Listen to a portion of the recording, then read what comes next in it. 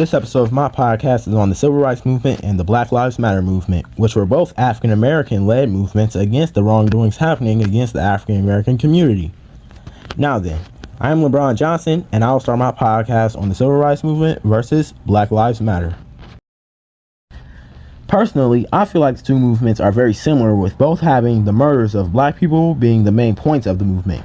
That can be shown with the deaths of both George Floyd and Emmett Till due to the government's corrupt ways, with George Floyd dying to police brutality and Emmett Till to lynching.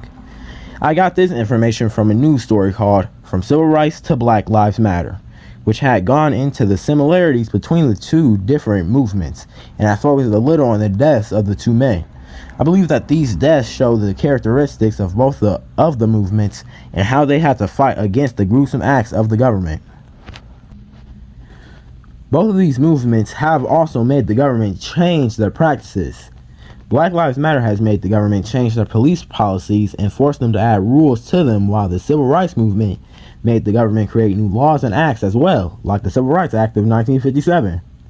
I was surprised to learn about the fact that the BLM movement made the government change the regulations on police officers, since I didn't know that they already had that much progress in the movement. While the Civil Rights Movement, I already knew a lot of the practices that they did and what they had accomplished, but from my research on them, I learned a lot more of what they had done and accomplished with the Civil Rights Movement. One of the last few similarities that I have researched about the Civil Rights Movement and Black Lives Matter movement is that both of them haven't actually ended. Black Lives Matter has been an ongoing movement since 2013, with a response on social media to Trayvon Martin getting shot and killed. However, it's not as widely known that the Civil Rights Movement still hasn't formally ended yet. The movement was forced to die down because news stories had lost interest in the movement and started talking on other subjects instead. This information came from the Journal of Black Studies and was from volume 36. The last big change that the Civil Rights Movement had accomplished was the Fair Housing Act of 1968. However, there are still groups that carry on the movement today, like the National Urban League. I also noticed that the two movements had a few differences as well, with one of the most notable differences being their starting points. Of course, we know that they started in different years, but the kind of starting point we're talking about is how they started. The Civil Rights Movement has started from the government first creating Jim Crow laws. After the Jim Crow laws were created, the government had passed some laws a few years after, which had set the stage for the movement to have started. The BLM movement, on the other hand, had started on social media after the murder of Trayvon Martin.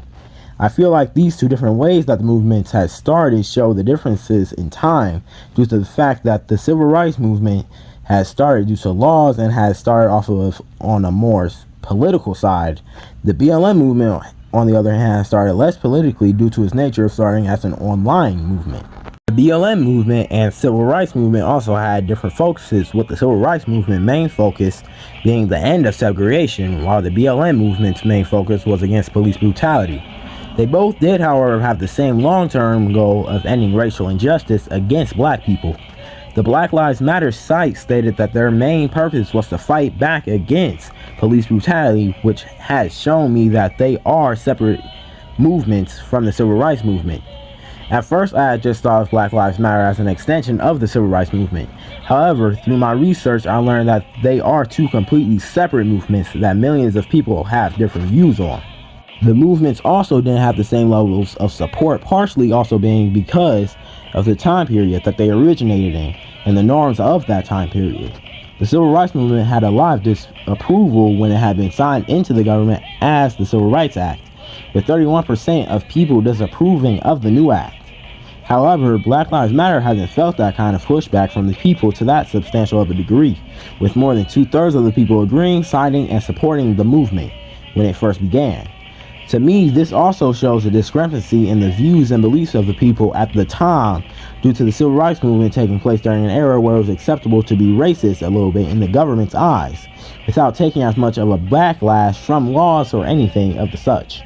After taking countless hours to research all of this, I have come up with these similarities and differences between the two movements. However, I would like to bring in somebody that lived through the movement in order to give you all some good information. Now then, the guest that I am bringing in is my grandpa, and he will be telling you a little about himself and about the parts of the Civil Rights Movement that he knows. Hello, I will be telling you a little about my experiences from living during the Civil Rights Movement. Alright, short introduction, but time to get into the first question. What do you remember about this event, Grandpa? Well, I only remember a few things about the movement since I was born in 1955. However, I do remember a few things about the movement.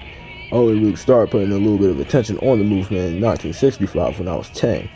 And that was when over 100 protesters were killed on Bloody Sunday. That had given me a little shock, but not too much since I still hadn't fully understood the concept of death. Alright, that was some interesting information, Grandpa. Now then, for my second and final question, what effect did this event have on your life? Well, me learning about the movement as it was happening gave me insight on a lot of different things and allowed me to become a better person by retaining these memories. The movement made me put more focus into what was happening around me, and even though I hadn't fought through the hardships myself, I knew that what I was seeing was the start of a change for black people. Now then, I'll hand the microphone back to my grandson. The Black Lives Matter movement and Civil Rights movement still have a lot more key points to research other than what I have stated here. Remember, I am here to give you information, and sometimes I don't have all the information, so make sure to keep studying up on the two movements. Thank you for tuning in to my podcast, and I hope that you come back to learn more facts on different movements.